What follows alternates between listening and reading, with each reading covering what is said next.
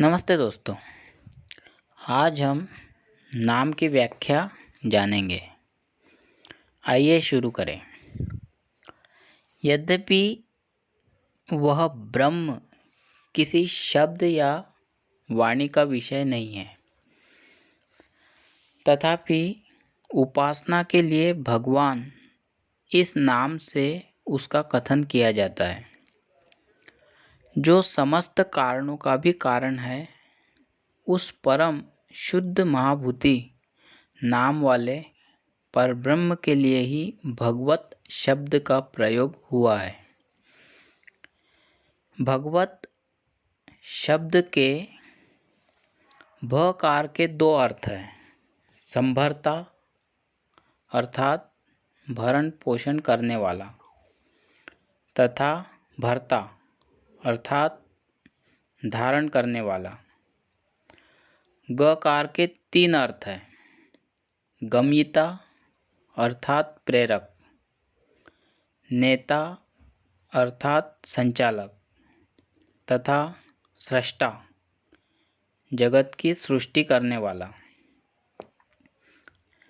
भ और ग के योग से भग शब्द बनता है, जिसका अर्थ इस प्रकार है: संपूर्ण ऐश्वर्य, संपूर्ण धर्म, संपूर्ण यश, संपूर्ण श्री, संपूर्ण ज्ञान तथा संपूर्ण वैराग्य।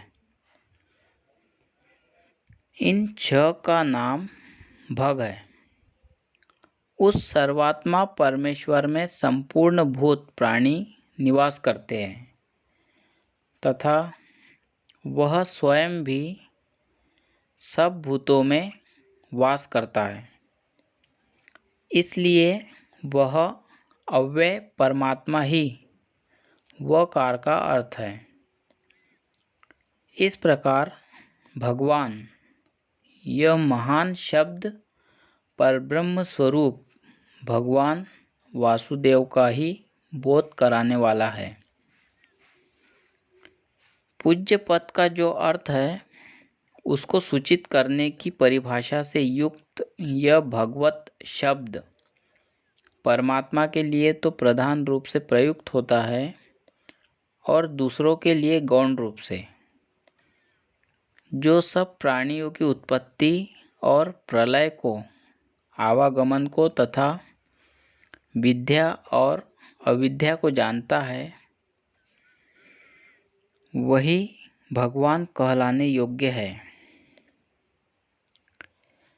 त्याग करने योग्य अवगुण आदि को छोड़कर जो अलौकिक ज्ञान, शक्ति, बल, ऐश्वर्य, वीर्य और तेज आदि सद्गुण हैं, वे सभी भगवत शब्द के वाच्यार्थ हैं। उन परमात्मा में संपूर्ण भूत वास करते हैं और वह भी समस्त भूतों में निवास करता है। इसीलिए उसे वासुदेव कहा गया है। परमात्मा संपूर्ण भूतों में वास करते हैं और वे भूत प्राणी भी उनके भीतर रहते हैं, तथा वे परमात्मा ही जगत के धारण पोषण करने वाले और सृष्टा है। अतः उन सर्वशक्तिमान प्रभु को वासुदेव कहा गया है, जो संपूर्ण जगत के आत्मा तथा समस्त आवरणों से परे है। वे परमात्मा संपूर्ण भूतों की प्रकृति, प्राकृत विकार तथा गुण और दोषों से ऊपर उठे हुए हैं।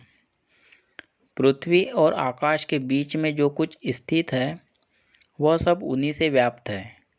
संपूर्ण कल्याणमय गुण उनके स्वरूप है। उन्होंने अपनी शक्ति के लेश मात्र से संपूर्ण भूत समुदाय को व्याप्त कर रखा है। वे अपनी इच्छा मात्र से अनेक अनुकूल अनेक शरीर धारण करते हैं और सारे जगत का हित साधन करते रहते हैं। वे तेज, बल, ऐश्वर्य, महान ज्ञान, उत्तम वीर्य और शक्ति आदि गुणों की एकमात्र राशि है। प्रकृति आदि से भी परे है और उन समस्त कार्य कारणों के स्वामी परमेश्वर में समस्त क्लेशों का सर्वथा अभाव है। वे सबका शासन करने वाले ईश्वर है। व्यष्टि और समष्टि जगत उन्हीं का स्वरूप है।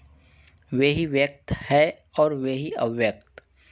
वे सबके स्वामी, संपूर्ण सृष्टि के ज्ञाता, सर्वशक्तिमान तथा परमेश्वर नाम से प्रसिद्ध है, जिसके द्वारा निर्दोष, विशुद्ध, निर्मल तथा एकरूप परमात्मा के स्वरूप का साक्षात्कार अथवा बोध होता है, उसी का नाम ज्ञान है। और इसके विपरीत जो कुछ है वह अज्ञान कहा गया है। भगवान पुरुषोत्तम का दर्शन स्वाध्याय और संयम से होता है। ब्रह्म की प्राप्ति का कारण होने से वेद का भी नाम ब्रह्म ही है। इसीलिए वेदों का स्वाध्याय किया जाता है। स्वाध्याय से योग का अनुष्ठान करें और योग से स्वाध्याय का अभ्यास करें। इस प्रकार स्वाध्याय और योग दोनों साधनों का संपादन होने से परमात्मा प्रकाशित होते हैं। उनका दर्शन करने के लिए स्वाध्याय और योग दोनों नेत्र हैं।